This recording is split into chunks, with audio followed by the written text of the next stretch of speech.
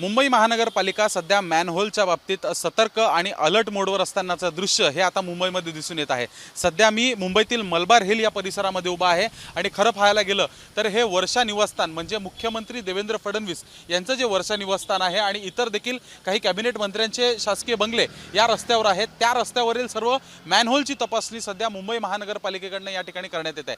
अर्थातच पाहायला गेलं तर या ठिकाणी मुंबई महानगरपालिकेचे अधिकारी या ठिकाणी उपस्थित आहेत आणि मॅनहोल जे या ठिकाणी आहे ते कितपत सुरक्षित आहे, कुठली धोका तर यामुळे होऊ नाही शकत ना, अशा पद्धतीची चौकशी जी आहे या ठिकाणी होत आहे। अर्थातच आता या ठिकाणाचा आढावा घेतल्यानंतर रस्त्यापेक्षा खाली कुठेतरी डांबरीकरणापेक्षा खाली मॅनहोल गेलेला आहे। याच कारणास्तव आता इकडचे देखील बदल होताना दिसून येतील असं देखील त्यांच्याकडनं सांगण्यात येत आहे। अशामध्येच पाहायला गेलं तर ज्या संपूर्ण घटना मुंबईमध्ये सातत्याने घडत आल्या होत्या, ज्यामुळे अनेकदा काही नागरिकांचा जीव देखील दगावलेला आहे, तर एकदा मुंबईच्या महापौर ऋतू तावडे यांच्या दौऱ्यादरम्यान महानगरपालिकेचा एक कर्मचारी मॅनहोलमध्ये पडला होता। त्यानंतर आता मुंबई महानगरपालिका जी आहे मॅनहोलच्या बाबतीत कुठेतरी आता अलर्ट मोडवर दिसत आहे संपूर्ण मुंबईतील। आणि इतकंच नाही तर VIP एरिया जे आहेत मुंबईतले तिकडच्या मॅनहोलची तपासणी ही सध्या सुरू आहे। व्हिडिओ जर्नलिस्ट ललित चौधरी सोबत मी शुभम उमाळे, जय महाराष्ट्र न्यूज, मुंबई।